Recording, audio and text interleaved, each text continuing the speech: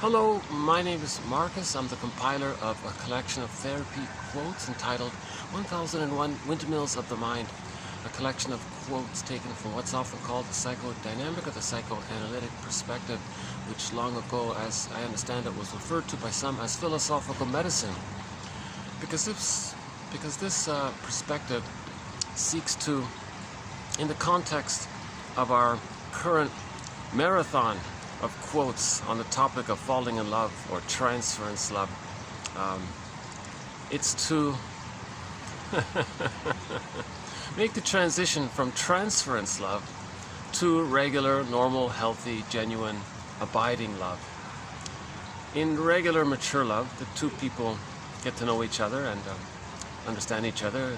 They honor each other, and there's a feeling of endearment towards each other.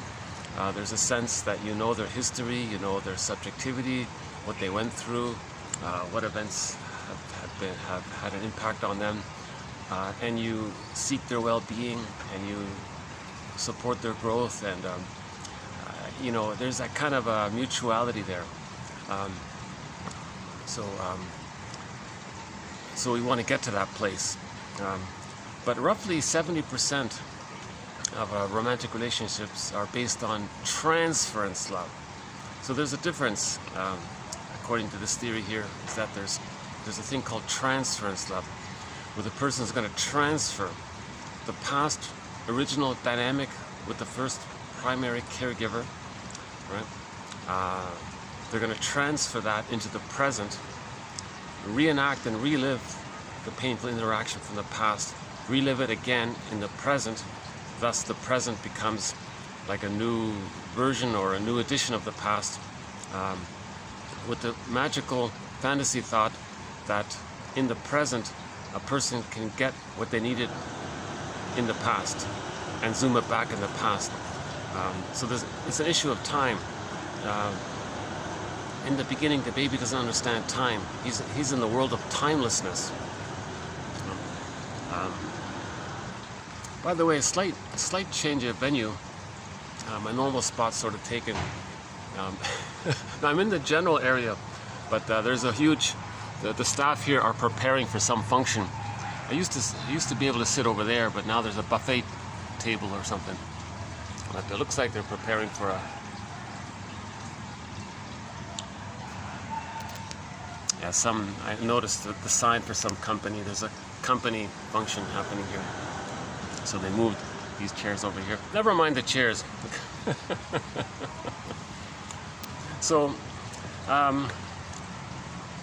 this is part 5 of 5. So this will be the last video in this topic of falling in love or transference love, this infatuation, this enchantment, this bedazzled and awestruck and falling head over heels, and these kinds of highly intense emotions when we fall in love and recreate the blissful feeling, re-evoke the original blissful feeling that the baby feels when they're nursing or in the womb, that kind of thing.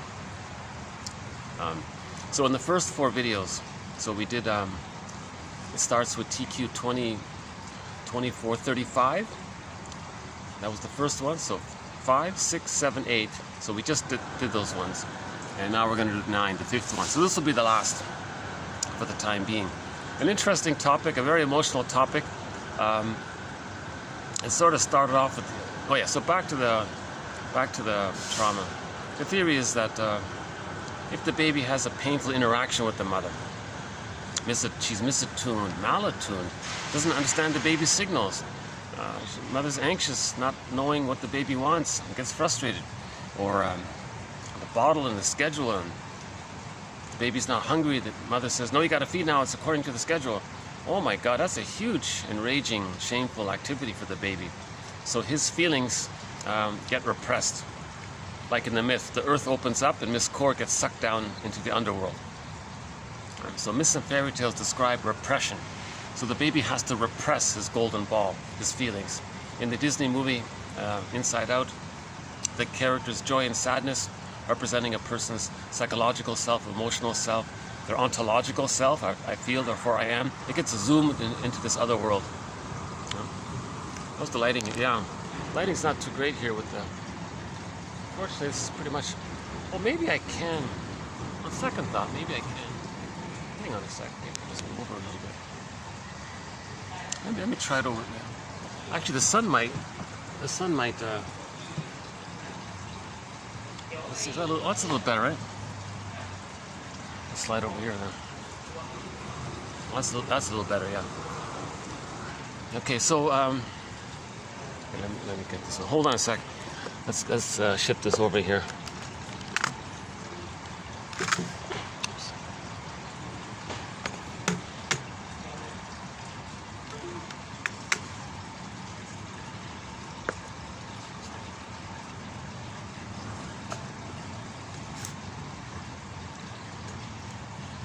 Oh, geez, can you even see it?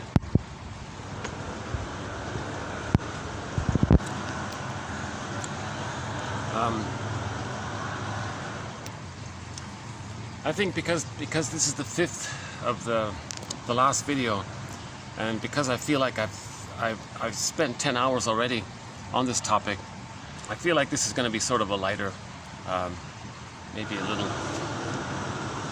scaled down version of the previous four.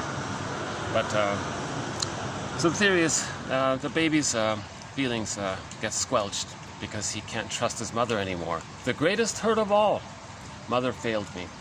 So the baby has what's called a chaotic attachment, an insecure attachment. It's disorganized, disassociated, reactive, avoidant, anxious. The baby does bond to the mother, but in a very painful, convoluted way, where the deal is for the baby to feel some connection to the mother, he learned that he can't have his feelings. So one book title is called "Do I Have to Give Up Me to Be Loved by You?" So the baby does that. Now, that's the connection to the mother, and it's frozen. So when there's trauma, the repression, one way to describe the repression is, and it's gone and it's stuck. It's kind of like, one metaphor is maybe it's like frozen or something. So we have the image of the woolly mammoth up in Siberia, and apparently there's a woolly mammoth still preserved, more or less. I don't know the full story, in a block of ice up there.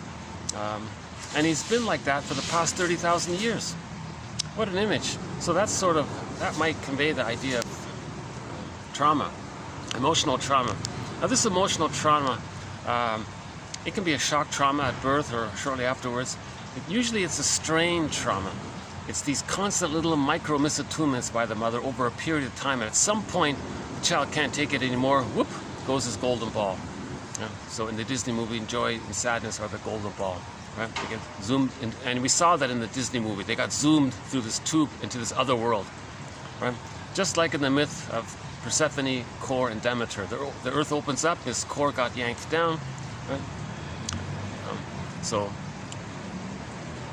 this other world is the unconscious. It's the repression, the process of the zooping down, that's repression. This other world is the unconscious. So that's a metaphor. So sometimes we say the non-reporting brain. It's in the brain somewhere, right? So it's in the unconscious. It's in the implicit memory system. This pictorial world, this imaginal world, pre-verbal world, primary process thinking.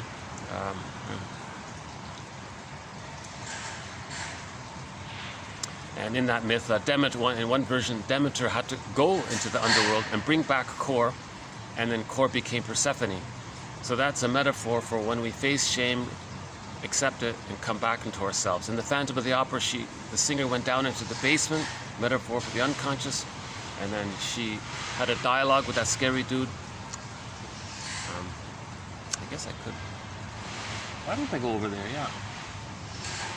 Oh, because there were a whole bunch of people when I started. Yeah, let's well, fast forward this another minute. Looks like the sun's gonna. Yeah, I didn't realize the sun was gonna be such a good factor here.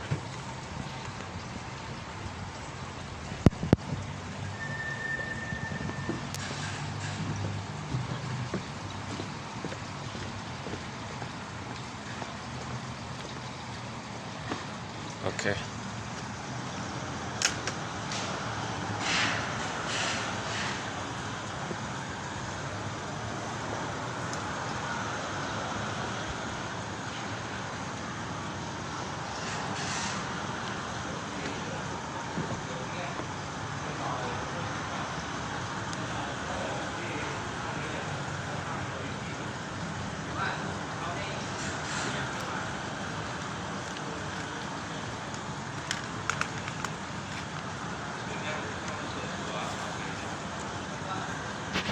let's get back on track here.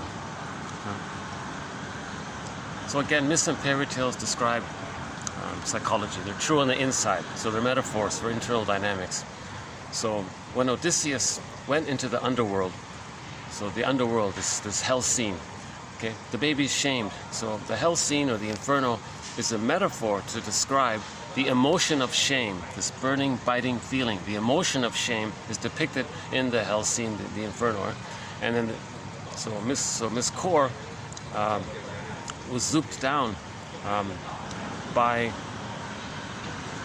the interaction with the mother, where she caused that to happen. So the baby creates an image of the mother as some scary, frightening entity, and that's what sort of pulls it down.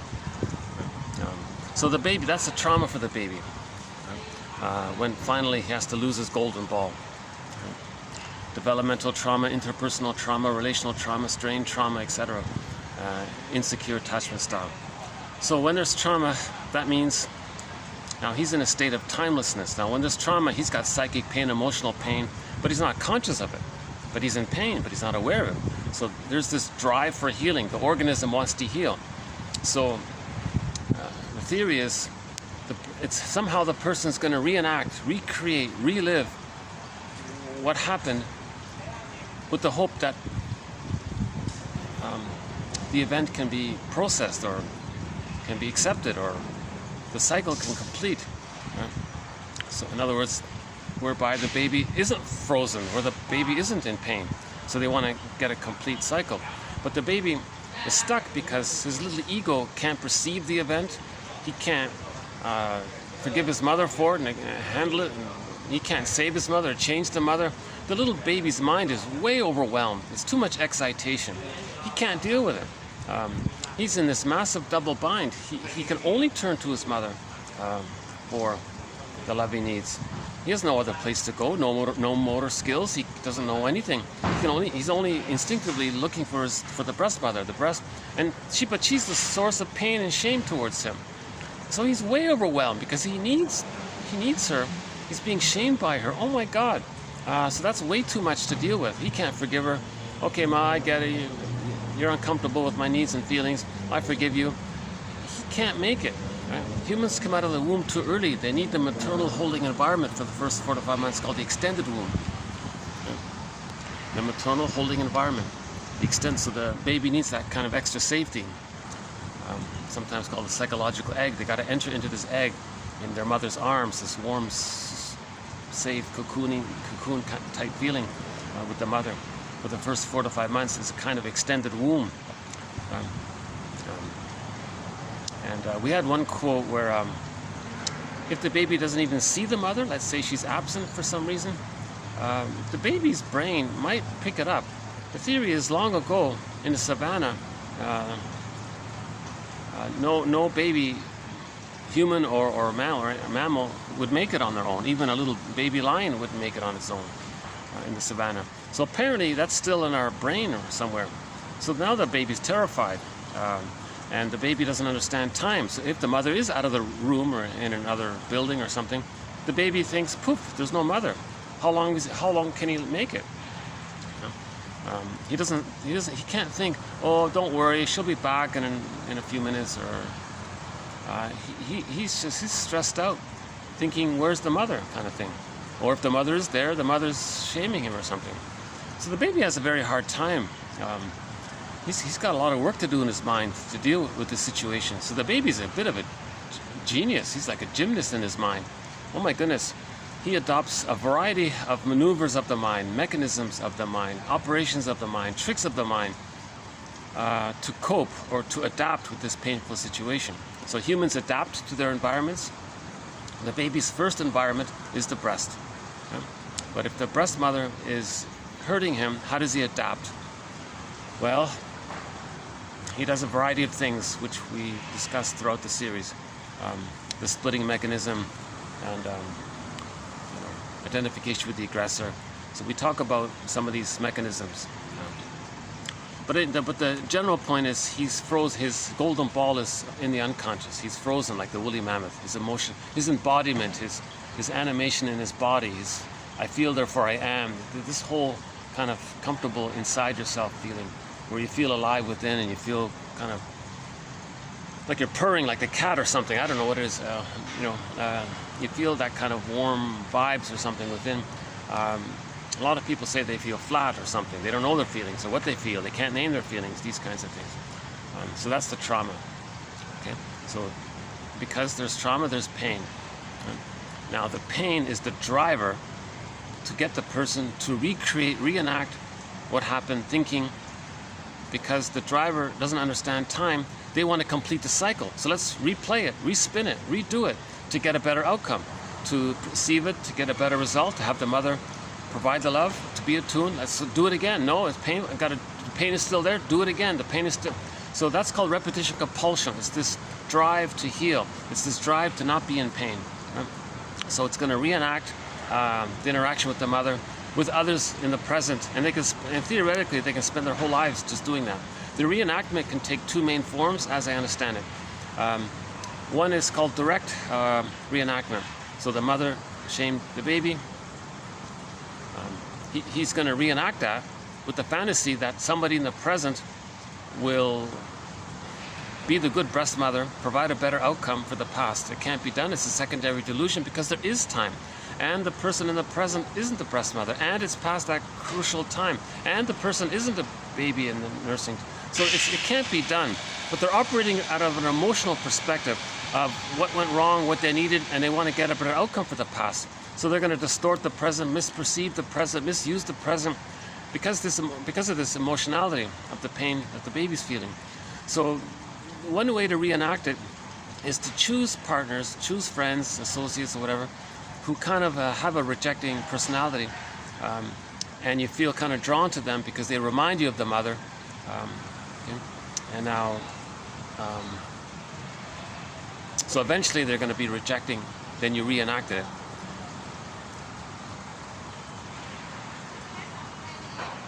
Even if the person you pick is friendly, it's not enough. Like it can never be enough. Right? You can't travel back on a time machine for their loving response to be enough for the past. It just can't be done.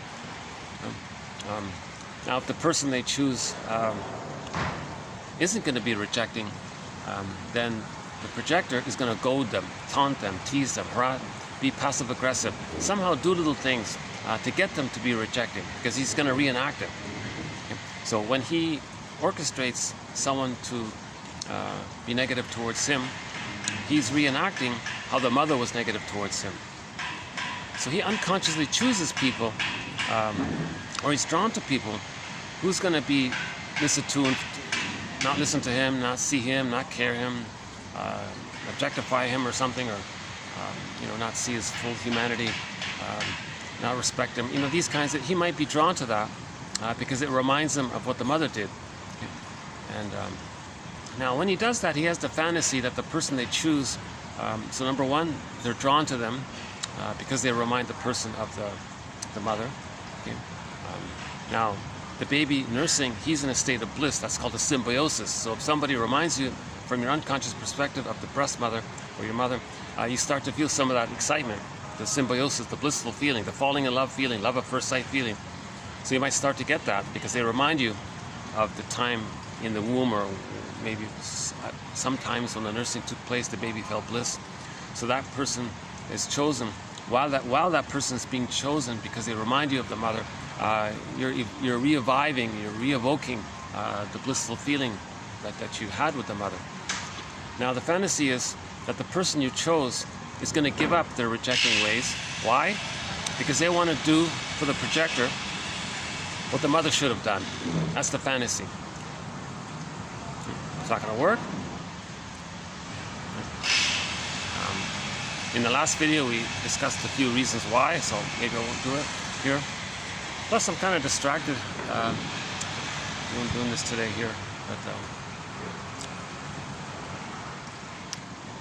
I'm battling a very strong paint smell. The workers are putting some tar or something on the roof or something. So if you see me dizzy, I better leave. I'm not sure if they're using eco paint or whatever. It's pretty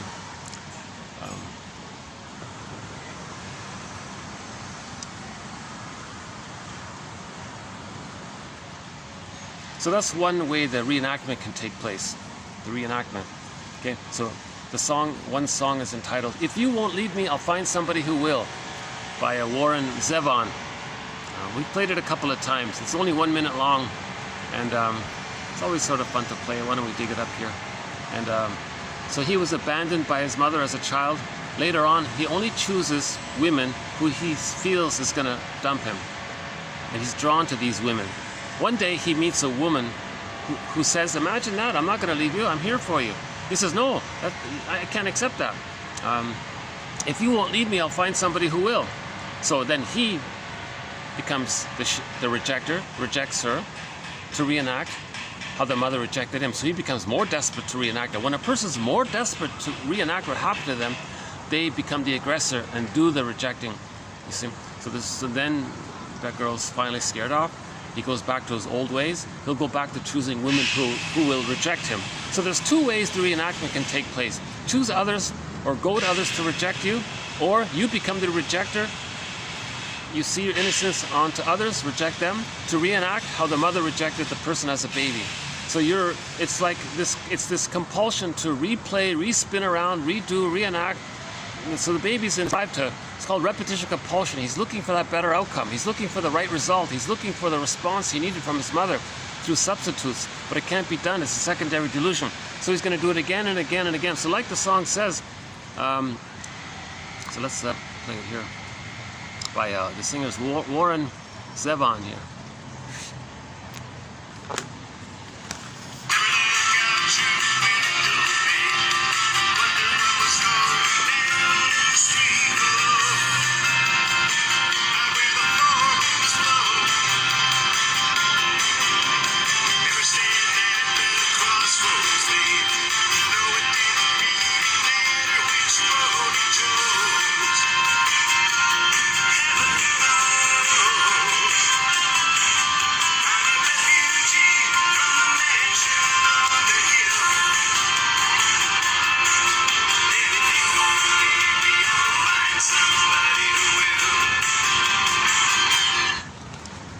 Yeah, what a great song. My vote for one of my, possibly my #1 most favorite theme song. It was written to be the theme song for a TV show which never got aired, but the song was still made. So there it is there. He's saying, I can't handle acceptance. I can't handle you being loving because that means I gotta accept intimacy, but I can't do it yet. I'm still in the pain of reenacting. Well, he's unconscious, #1. So he's unconsciously trying to reenact what happened. So he doesn't understand that the woman's going to be nice to him. He can't handle it. It brings up too much anxiety for him. Right? So the nice woman in the song who's there for him, she's called the anxiety object or something. Because if you were to trust unconsciously, he's reminded of the original trust and what happened, so he can't trust again. So he hasn't consciously mourned the loss. He hasn't worked that through yet, so he can't accept that. So he's still, until he's conscious, he's going to replay and respin it, right? So this song conveys the two sides of it. He chooses women who are going to leave him. That's one way to reenact it, right? Find women who are going to do to him what his mother did to him, so he can see what his mother did to him. That's called the direct reenactment. Now, if he's very desperate, if he's very pained, he's very angry, then he'll identify with the aggressor. Okay, then he'll be the rejector. He'll reject others to communicate that his mother rejected him. Now that one there, that second one there, called identification with the aggressor, that is a very sad state of affairs, because he's really stuck big time, because even his fantasy is disturbed, because if he shames others, how is that person going to be the good mother for them if he's hurting them? Like, it's just so that in that case he's got to unblend with the rejecting mother. See, when there's trauma, the baby becomes like the mother and does to others to communicate what his mother did to him. So he's threatening. He's saying, look, if you don't leave me, I'm going to find somebody who will. Then he'll leave her. So he's very angry to have to do that. He doesn't want to do that because he's becoming more like the mother. It's one thing to just find others who remind you of the mother and you try to master that, that's bad enough. But to then be like the mother and reject others, to show how your mother rejected you, that's like crossing a kind of, it's like the so-called deal with the you-know-who, right? So again, the baby creates, we're not talking about the mother in that way. We're talking about the image, we're talking about the image called the imago the baby creates of his mother. This imago, this guy with the horns, or some devouring monster creature, or the bad witch, or whatever frightening animal, minotaur, whatever devouring monster creature the baby creates of his mother, it's not his mother. It's a metaphor or symbol to describe the baby's feelings and needs. Okay? So the baby's at the breast. Let's just say the breast is like a canvas. The baby's enraged. He can't feel those feelings, so it's repressed. When something's repressed, it's seen outward. To keep it repressed, it's seen outward, called projection. Okay? So now he thinks, on this canvas, he creates some kind of enraging entity, an enraging person, monster, whatever. Now his needs to take in, that got squelched, so his wish to take in, he projects it onto the enraging monster character and says that the monster wants to eat him. Okay, so now we have a devouring monster that wants to eat the baby. You see? So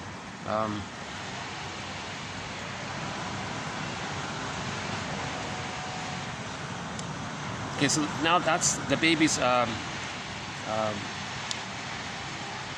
that's the person's connection now, or link to the mother, through this exaggerated image that he created.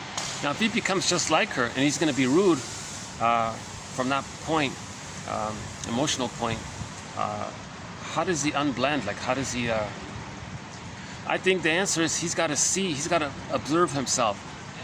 He's got to ask himself, quote, am I behaving the way my mother behaved?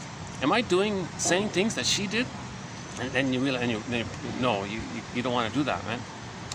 So you have to be conscious to catch yourself. Is my attitude like the same like my mother's attitude? Have I accepted her attitude as my attitude? Because that means you're desperate to connection with her, and it's so painful. You become her. When you become her, now you want to be loyal to her because you are her, she is you, you're each other. So now you're going to be loyal to her. Okay, now the way to be loyal to her is to act like her. Now, why is the person still loyal to her if she was so rejecting towards him? Again, the more the mother's love is unavailable, the more the baby needs the mother.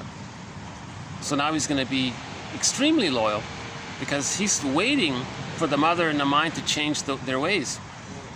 Now we're talking about a memory of the mother, a ghost. So it's one thing to maybe fantasize that the women are going to be so rude, rejecting, well, that way. But if he's going to be the rejecter, I'm not trying to describe it.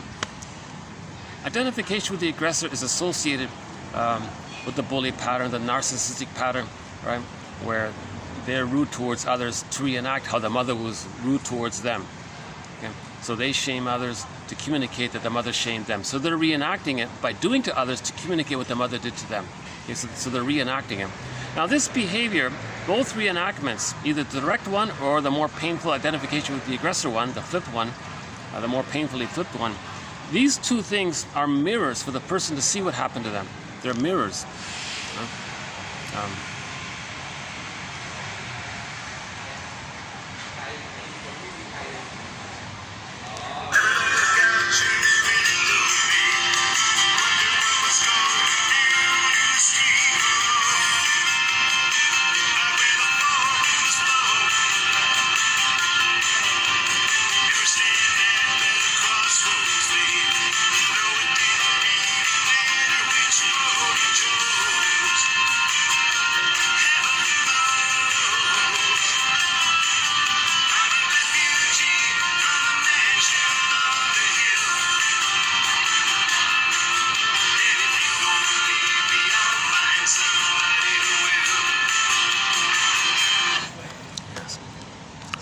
There's the feeling like an emotional refugee, right? He's a refugee from his home, an emotional refugee, no home. Didn't have a secure attachment with the mother, so he feels like a refugee. We have some quotes from the TV show The Fugitive, where the guy, that show is a metaphor for how we feel like emotional fugitives from the love that we're seeking. So Richard Kimball was a fugitive from the justice he was seeking. That's a parallel how in trauma we become emotional fugitives from the love that we're seeking.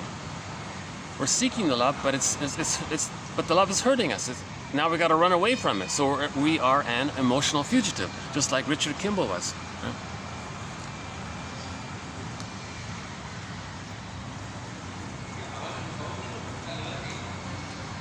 So I'm having a little off day today, but I want to get this video out and sort of finish with the quotes here.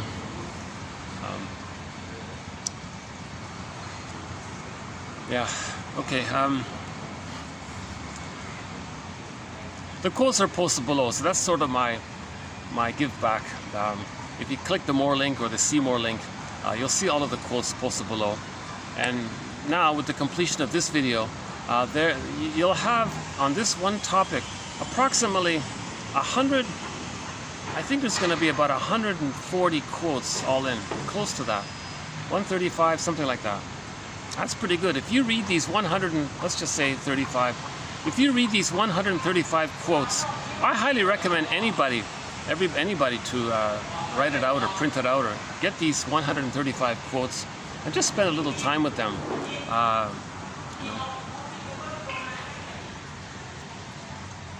Okay, so we're talking about reenactment, right? So the trauma leads to this compulsion, and because of the pain of it, there's this drive to replay it and reenact it. So trauma leads to repetition compulsion, and in the process of repeating what happened, we're going to transfer what happened into the present.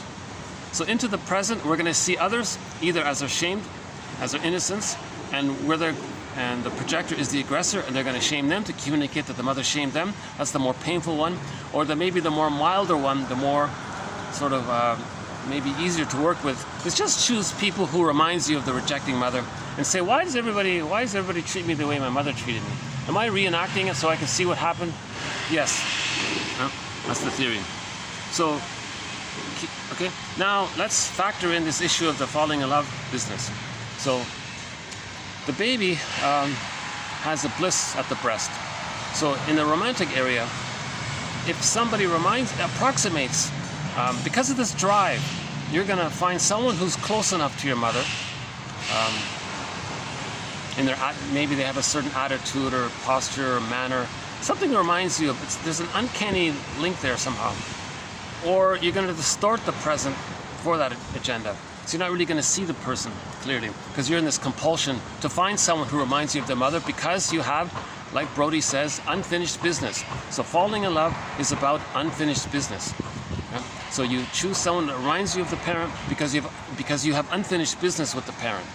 The unfinished business with the parent is that the parent didn't provide the love, and then he's frozen, he's stuck there. He wants to get unfrozen. That's the unfinished business. He wants to finish. He wants to get unstuck. Then it's finished. If he's emotionally free and he has his feelings, then the business is finished. So this falling in love is about unfinished business, Brody says.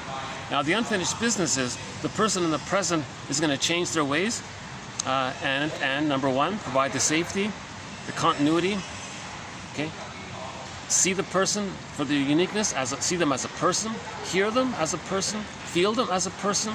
Then the person can do these things for themselves. Now, if that took place in babyhood time, if the mother did those functions, the person would have his identity. Okay? Now, they want the person in the present to do those things. Then the person in their fantasy will get back their identity. So the great excitement of falling in love is they're going to get back their identity, because the person in the present is going to do what the mother should have done, was supposed to have done.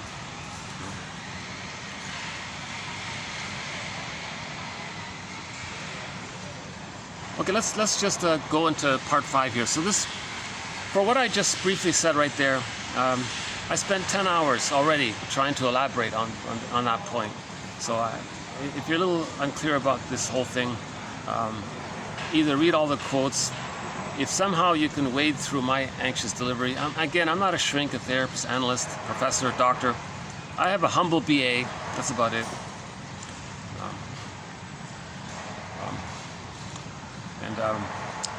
You know, someone said, if you want to learn something, teach it. So in my anxious teaching of it, I'm trying to anxiously learn it for myself as well.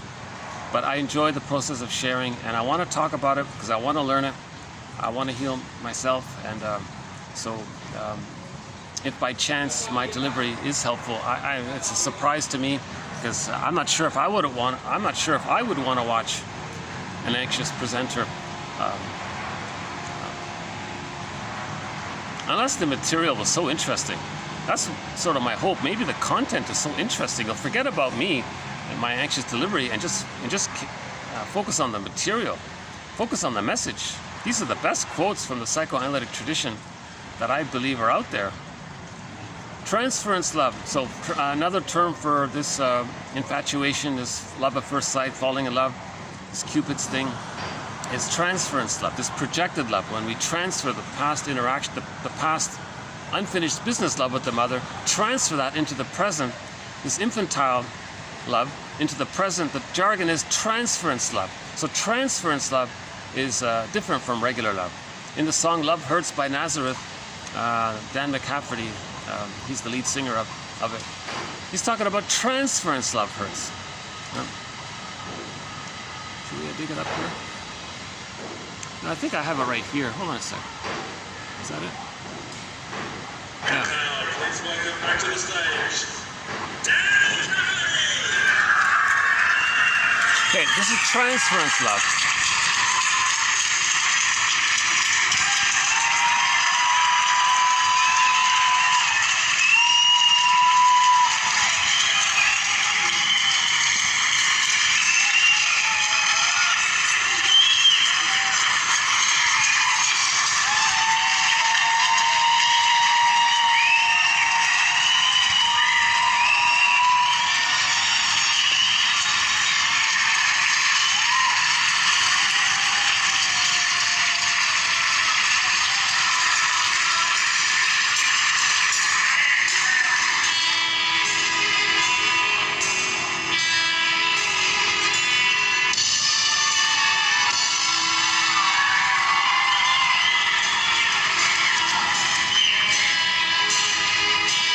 Remember, it's transference love hurts, not regular love doesn't hurt.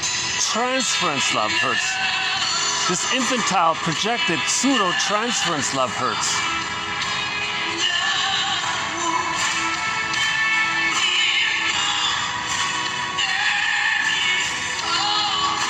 The original love with the mother, that's what hurts. And repeating it, and being reminded of it, that's what hurts.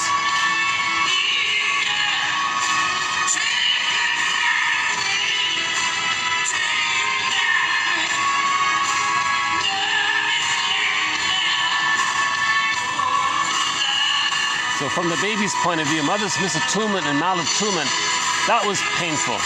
The greatest hurt of all, mother failed me. That's what he means by love hurts. His need.